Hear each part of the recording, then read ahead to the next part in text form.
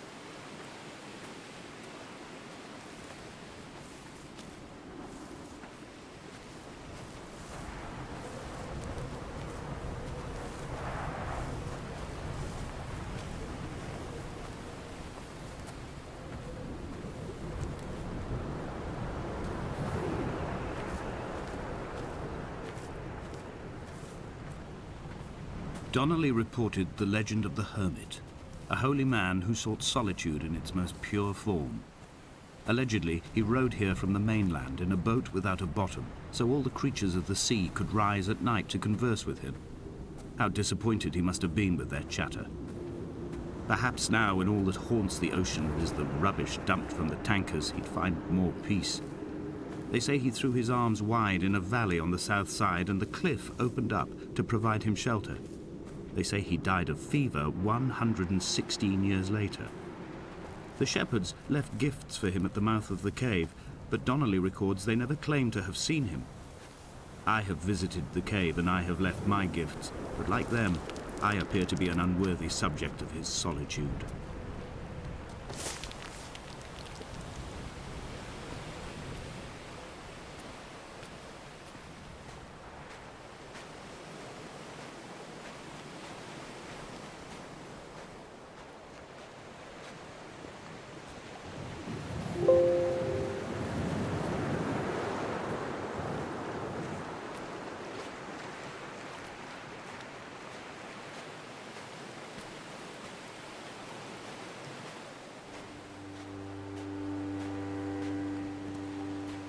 Those islands in the distance, I am sure, are nothing more than relics of another time, sleeping giants, somnambulist gods laid down for a final dreaming. I wash the sand from my lips and grip my wrist ever more tightly. My shaking arms will not support my fading diaries.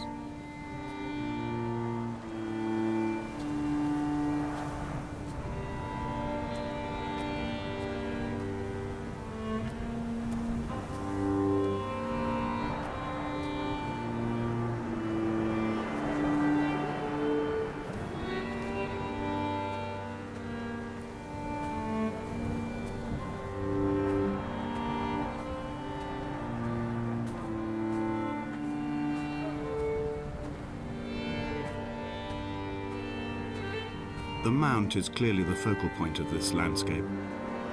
It almost appears so well placed as to be artificial. I find myself easily slipping into the delusional state of ascribing purpose, deliberate motive to everything here. Was this island formed during the moment of impact? When we were torn loose from our moorings and the seatbelts cut motorway lanes into our chests and shoulders, did it first break surface then?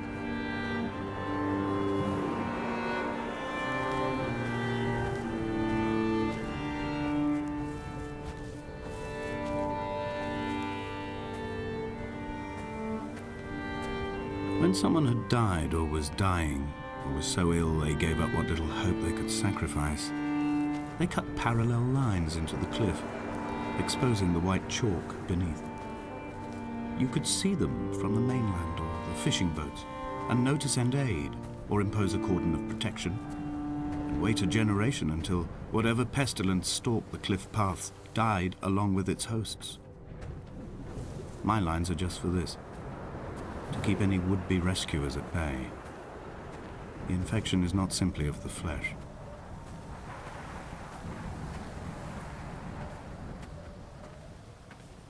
They were God-fearing people, those shepherds. There was no love in the relationship. Donnelly tells me that they had one Bible that was passed around in strict rotation. It was stolen by a visiting monk in 1776, 2 years before the island was abandoned altogether.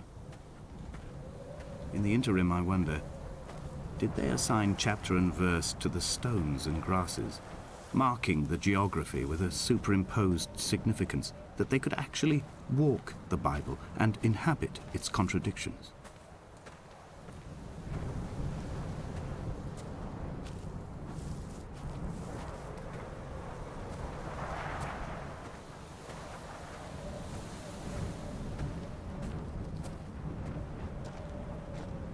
Dear Esther, I met Paul.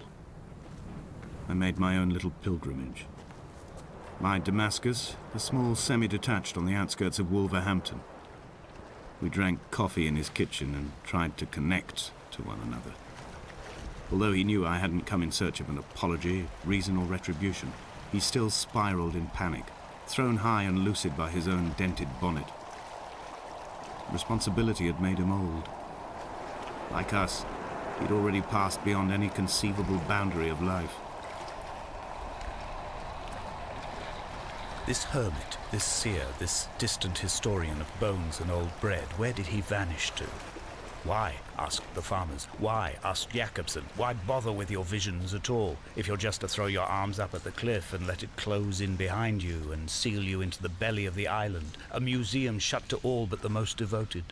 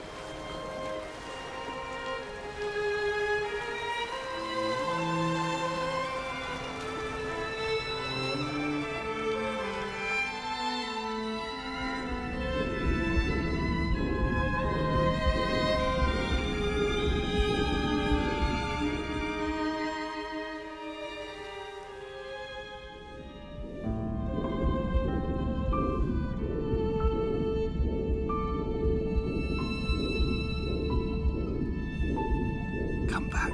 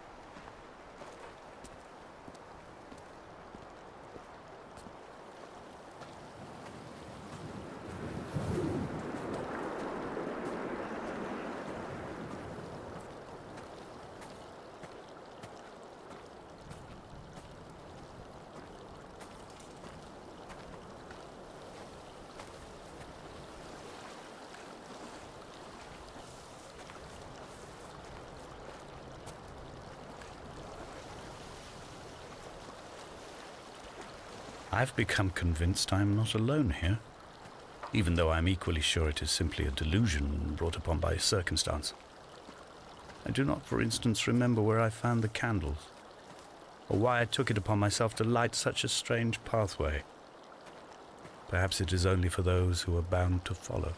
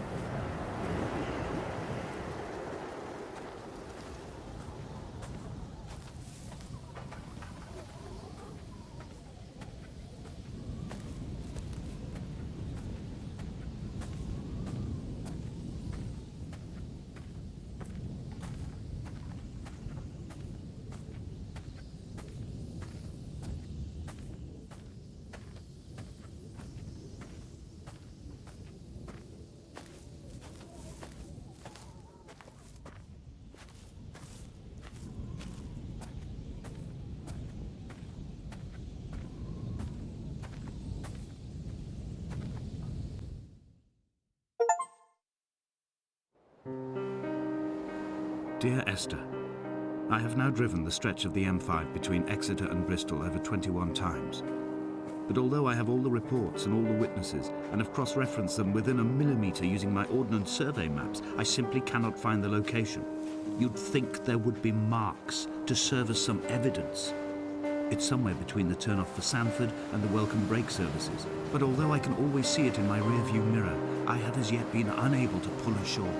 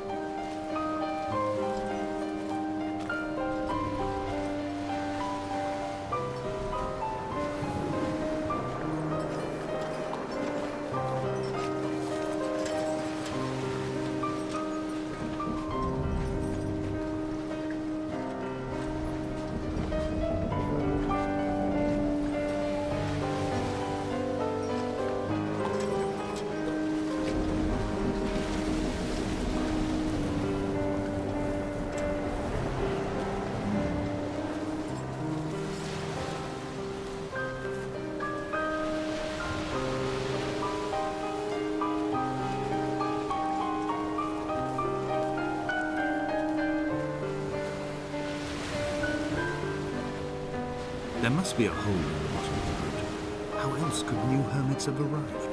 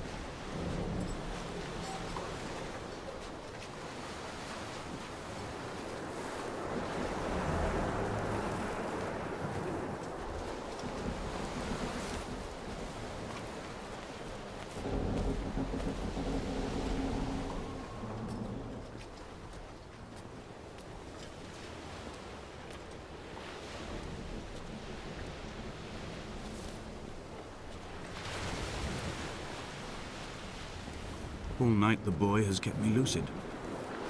I sat, when I was at the very edge of despair, when I thought I would never unlock the secret of the island, I sat at the edge and I watched the idiot boy blink through the night. He is mute and he is retarded, and he has no thought in his metal head but to blink each wave and each minute aside until the morning comes and renders him blind as well as deaf-mute. In many ways, we have much in common.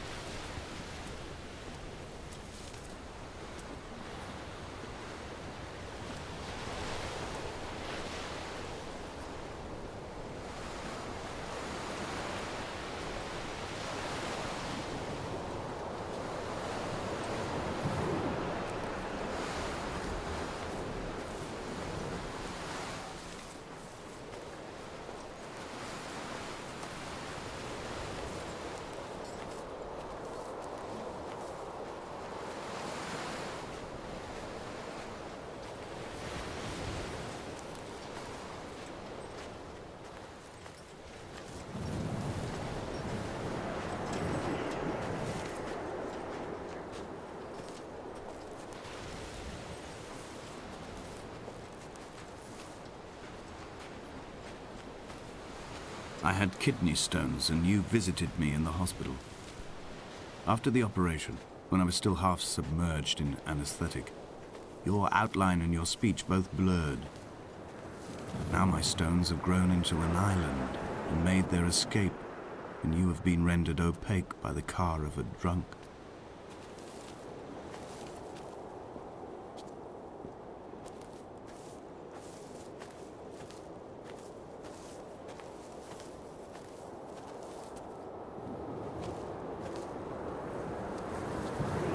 What charnel house lies at the foot of this abyss? How many dead shepherds could fill this hole? Come back.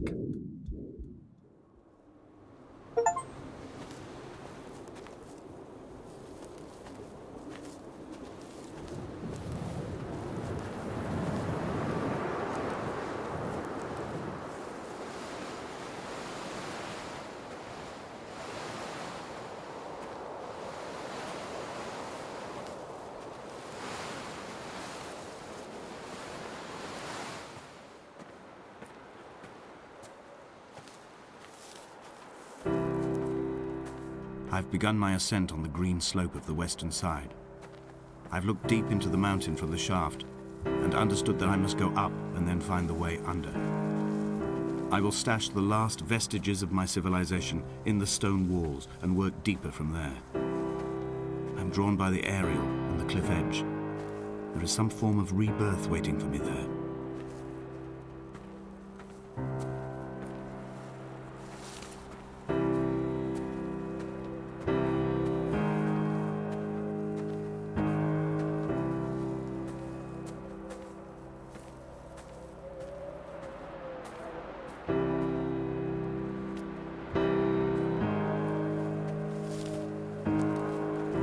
The bothy was constructed originally in the early 1700s. By then, shepherding had formalized into a career. The first habitual shepherd was a man called Jakobsen, from a lineage of migratory Scandinavians. He was not considered a man of breeding by the mainlanders. He came here every summer whilst building the bothy, hoping eventually that becoming a man of property would secure him a wife and a lineage. Donnelly records that it did not work. He caught some disease from his malcontented goats and died 2 years after completing it. There was no one to carve white lines into the cliff for him either.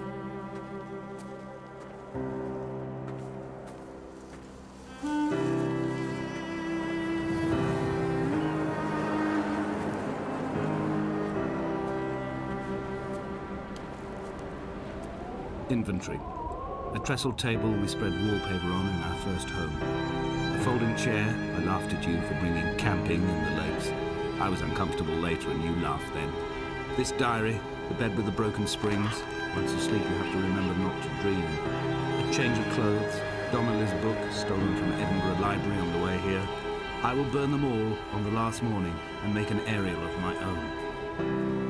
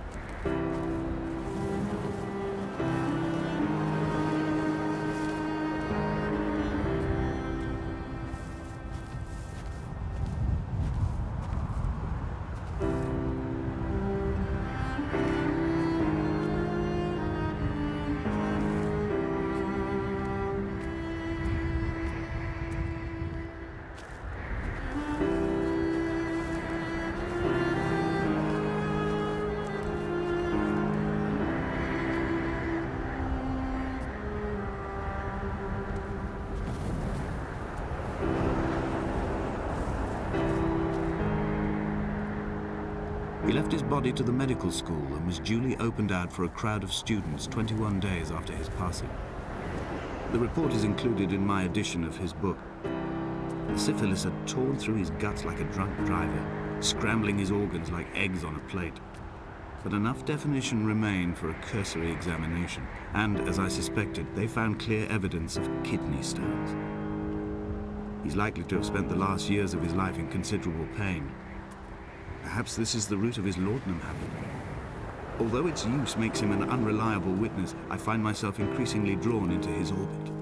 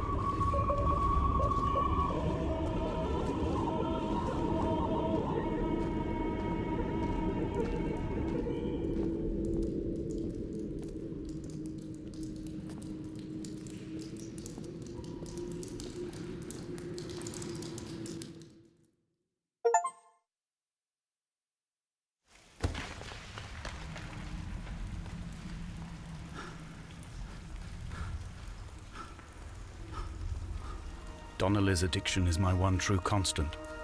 Even though I wake in false dawns and find the landscape changing, flowing in constantly through my tears, I know his reaching is always upon me.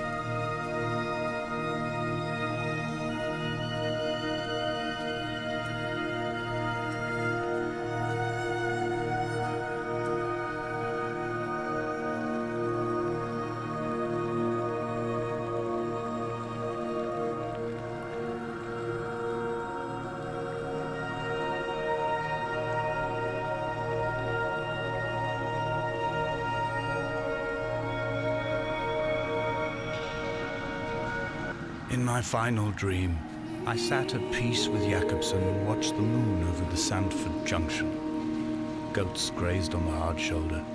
The world gone to weed and redemption. He showed me his fever scars, and I mine. Between each shoulder, the nascency of flight.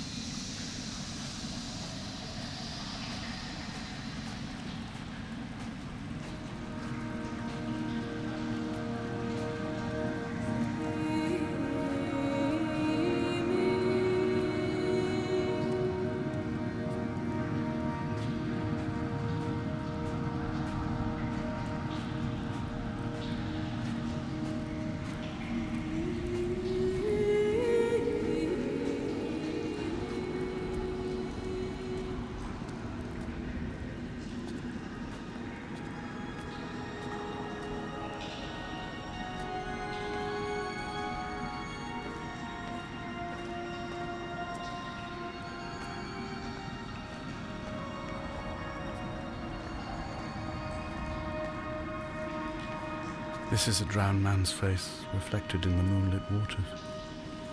It can only be a dead shepherd who has come to drunk drive you home.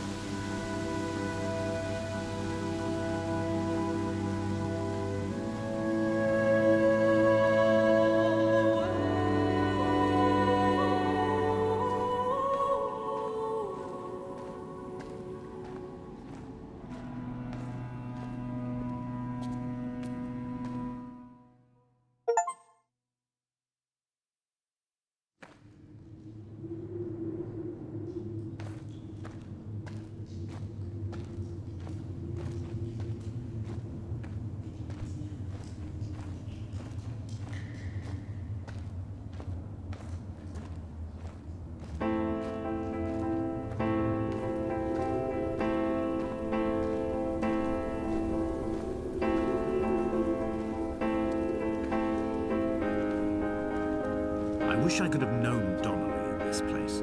We would have had so much to debate. Did he paint these stones or did I? Who left the pots in the hut by the jetty? Who formed the museum under the sea? Who fell silently to his death into the frozen waters? Who erected this godforsaken aerial in the first place? Did this whole island rise to the surface of my stomach, forcing the gulls to take flight?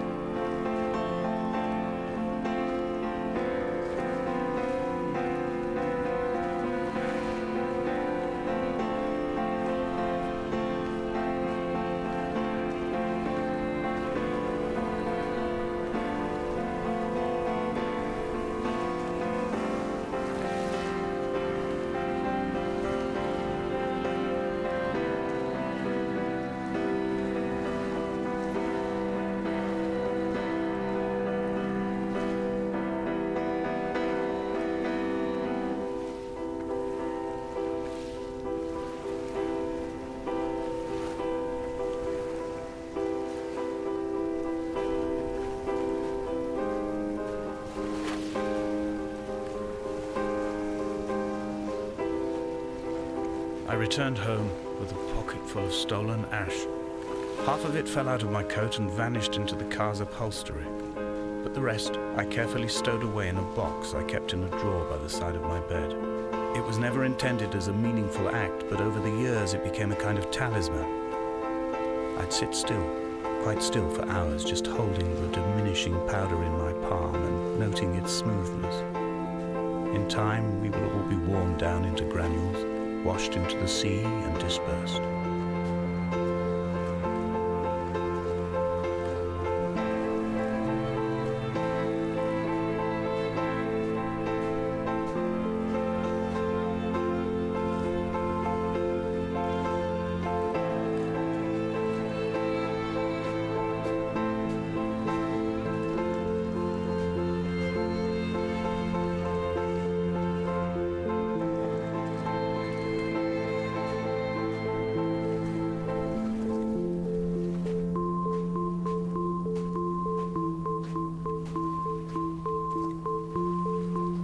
There were chemical diagrams on the posters on the walls on the waiting room. It seemed appropriate at the time. Still life abstractions of the processes which had already begun to break down your nerves and your muscles in the next room.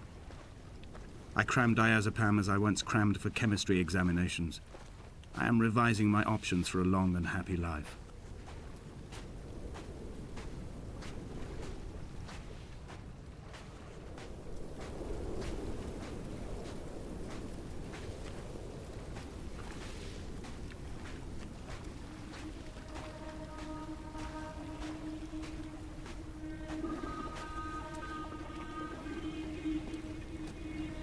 From here, I can see my armada.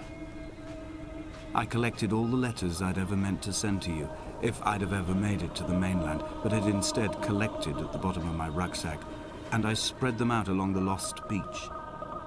Then I took each and every one, and I folded them into boats. I folded you into the creases, and then, as the sun was setting, I set the fleet to sail. Shattered into 21 pieces, I consigned you to the Atlantic, and I sat here until I'd watched all of you sink.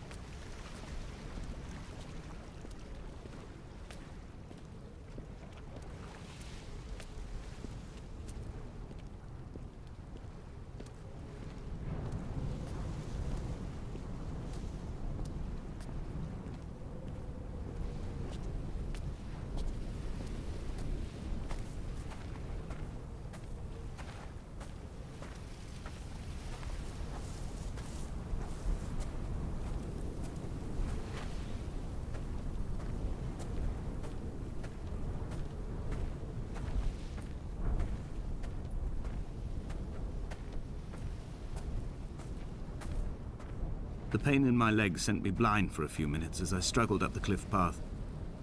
I swallowed another handful of painkillers, and now I feel almost lucid. The island around me has retreated to a hazed distance, whilst the moon appears to have descended into my palm to guide me. I can see a thick black line of infection reaching for my heart from the waistband of my trousers. Through the fugue, it's all the world like the path I have cut from the lowlands towards the aerial.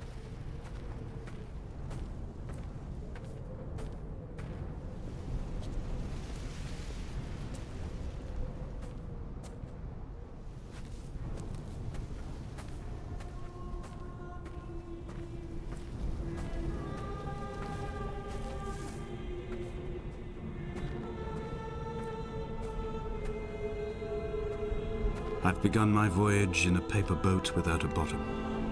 I will fly to the moon in it. I've been folded along a crease in time, a weakness in the sheet of life. Now you've settled on the opposite side of the paper to me. I can see your traces in the ink that soaks through the fiber, the pulped vegetation. When we become waterlogged and the cage disintegrates, we will intermingle. When this paper aeroplane leaves the cliff edge and carves parallel vapor trails in the dark, we will come together.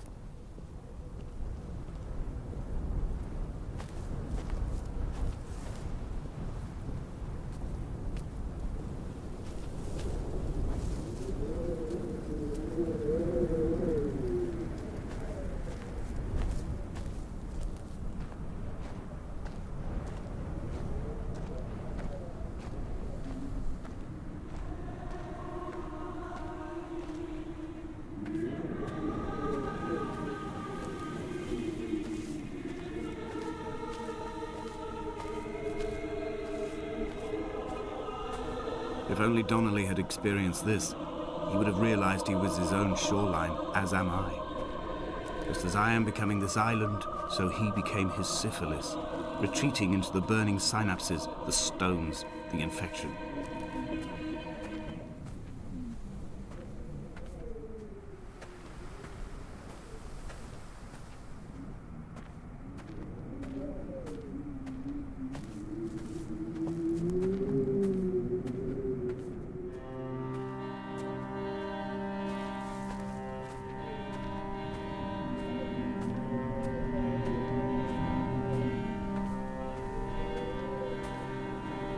Returning to my car afterwards, hands still shaking, and a head split open by the impact. Goodbye to tearful aunts and traumatized uncles. Goodbye to the phenomenal. Goodbye to the tangible. Goodbye Wolverhampton. Goodbye Sanford. Goodbye Cromer. Goodbye Damascus. This cliff path is slippery in the dew. It is hard to climb with such an infection. I must carve out the bad flesh and sling it from the aerial. I must become infused with the very air.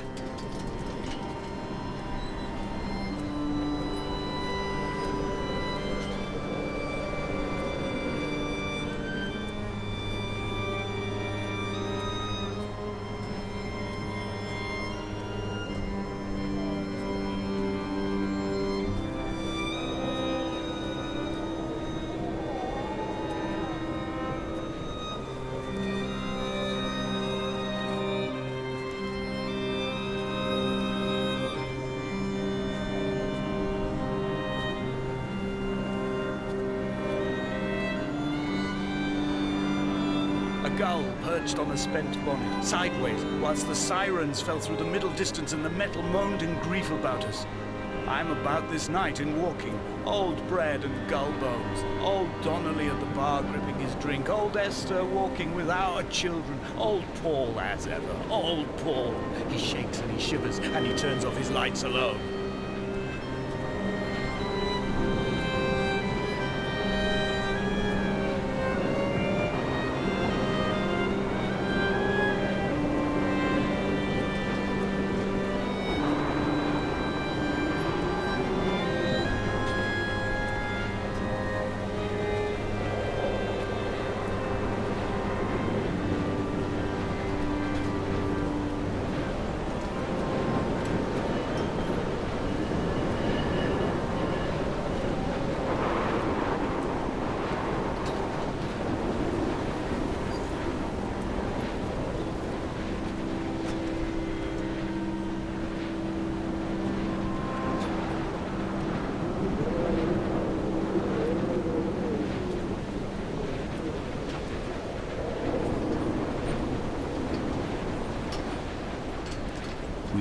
twin vapor trails in the air, white lines etched into these rocks.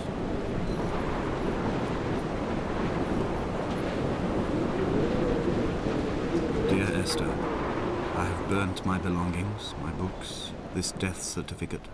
Mine will be written all across this island. Who was Jakobsen? Who remembers him?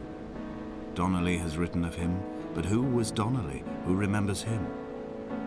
I have painted, carved, hewn, scored into this space all that I could draw from him. There will be another to these shores to remember me. I will rise from the ocean like an island without bottom, come together like a stone, become an aerial, a beacon, that they will not forget you. We've always been drawn here. One day the gulls will return and nest in our bones and our history. I will look to my left and see Esther Donnelly flying beside me. I will look to my right and see Paul Jakobsen flying beside me. They will leave white lines carved into the air to reach the mainland, where help will be sent.